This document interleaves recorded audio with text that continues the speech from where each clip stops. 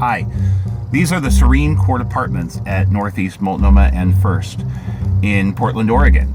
At first, it's kind of a typical apartment building, 4 stories, 26 units, but I discovered it has kind of a curious history. And why I discovered that it has a curious history has kind of a fun story behind it as well. I found out that my grandma lived here in 1942, and she documented it in photos. And it looks like she had a pretty good time, and I'm going to show you that.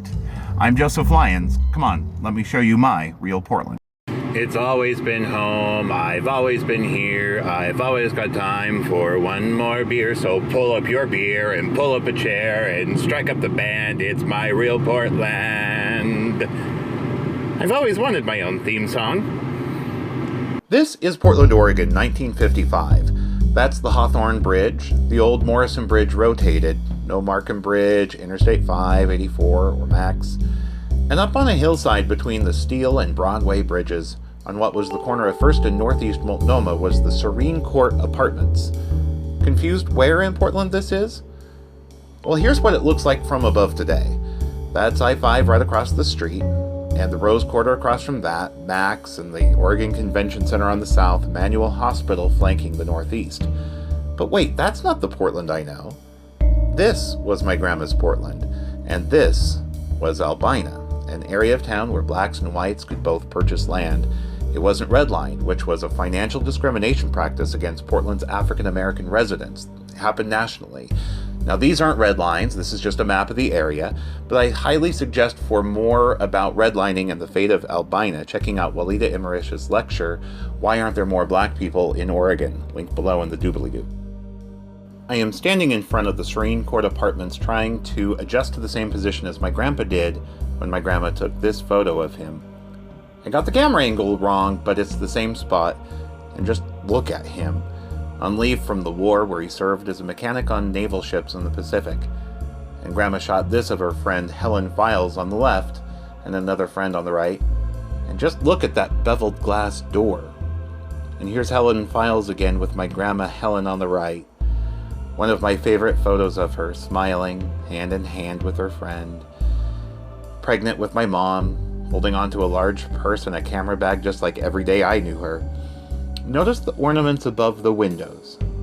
Those window ornaments helped me to identify the apartments in the photos a few months ago. And then I found this website, whatwasthere.com, and was able to match up the current Google Street View with this photo of my grandma and my... Hey, that's not my grandpa! Actually, that's her friend Bob Bird from Rufus, Oregon, where they're both from. More on that town in a future episode. But I suggest checking whatwasthere.com out. They have tons of similar historic photos in Portland and elsewhere, and you can upload your own photo too. The Serene Court Apartments were built in 1912 by masons hired by a lumber guy, Mr. Mandius Olson. The March 23, 1913 Oregonian wrote, "It was one of the most modern apartment buildings with 4 stories of red-pressed brick with white cement trimmings. The vestibule to the main entrance and lobby are finished in Mexican onks and mahogany and have tiled floor, the ceiling of the lobby being finished in Italian Renaissance effects. The roof garden has a sun parlor with hardwood floor, the walls being large panes on 3 sides, with its buffet, smoking den, piano. Adjoining the sunroom is a promenade, a special lighting system, hammocks, and resting nooks. From the roof garden, one can obtain a sweeping view of the business district of the city, as well as the West Side Hills." I wanted to share a few more photos from my grandma's photo shoot. Notice all the photos of her wedding with my grandpa. We have no idea who this guy is. And a couple more of Helen Fields from 1943. I just love this shot. In 1917, Mandius Olson sold the building for 320 acres and 100 Holstein dairy cows out near Forest Grove. And simultaneously, the Masons of Oregon, in a Grand Lodge session at the Masonic Temple with the Eastern Star, determined to raise $30,000 to build a Masonic home on the property. That building, and the property, is now the McMinimans Grand Lodge. And look, it's the same red pressed brick. The scale of the cement ornament above the windows is the same as on the Serene Court Apartments. And while you can't stay at Serene Court, you can stay here, you can eat here, watch movies here, even get married here. You'll find link to the McMinimans Grand Lodge also in the doodly-doo below. If you like this video, like, subscribe, share. If you have questions about this video, drop them in the comments below.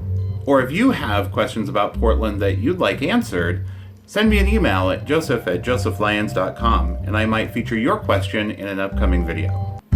Hi, this video is brought to you by me, Joseph Lyons, Realtor with Cooper Realty. If you or someone you know is looking to buy or sell a home in Portland, please consider letting me help you with your real Portland.